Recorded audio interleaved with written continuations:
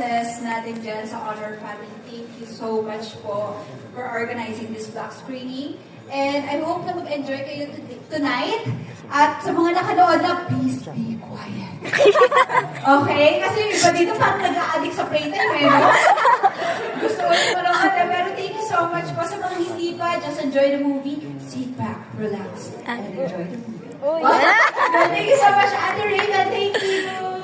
Nandito ngayon. Ayun po, mag-enjoy tayo. And sa mga bago dyan, ayun, i-inform ko lang kayo na sana po ay may matutunan tayo pagkatapos po ng pelikulang ito dahil mas maging aware pa tayo, lalo na ngayon, ang Honor, di ba? Meron niya social media, napakalakas natin ngayon. So, maging aware, maging conscious tayo sa lahat ng mga pinopost natin. At mag-ingat tayo sa mga pinopost natin kasi hindi natin alam kung gaano yung impact dito sa ibang tao. So, mag-ingat po tayo.